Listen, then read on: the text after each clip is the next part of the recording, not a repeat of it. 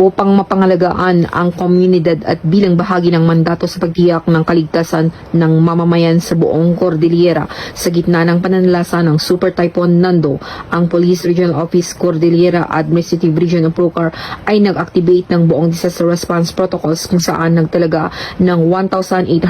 na tuuhan ito lamang hapon ay 22 ng September taong kasalukuyan. Sa direktiba ng Procar Regional Director na si Police Brigadier General Erickson Didilag, may kabuang 1,069 na pulis mula sa iba't ibang tanggapan at unit ang na-deploy bilang bahagi ng Reactionary Standby Support Force o RSSF.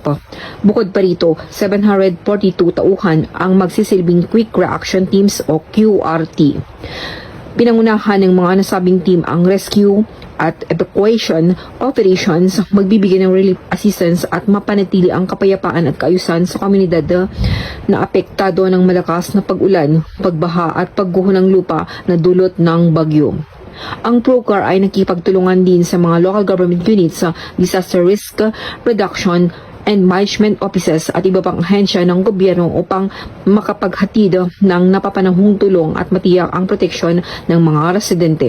Gayon din, nagsagawa ng inventaryo ng kagamitan sa search and rescue at showdown inspection sa mga miyembro ng Procar Reactionary Standby Support Force mula sa batalyon headquarters. Samantala, nagsagawa ng mga pulis ng Benguet Police Provincial Office ng road monitoring at clearing operations kasama ang ilang barangay officials. Sa Mangkayan, tumulong ang mga pulis ng Mangkayan Municipal Police Station sa pagtanggal ng nahulog na poste at nakalawit na mga internet wire sa kahabaan ng Mangkayan Cervantes Road upang pangalagaan ang mga motorista at agad na nakipag-ugnayan sa service provider.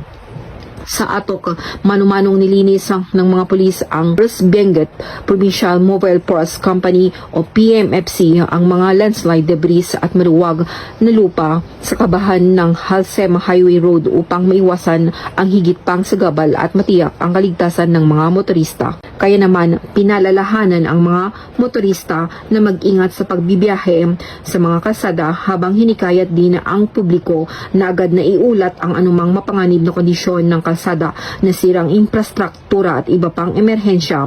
stasyon ng pulisya o lokal na otoridad para sa agarang aksyon. Mula dito sa Cordillera, itong PNN correspondent is Master Sergeant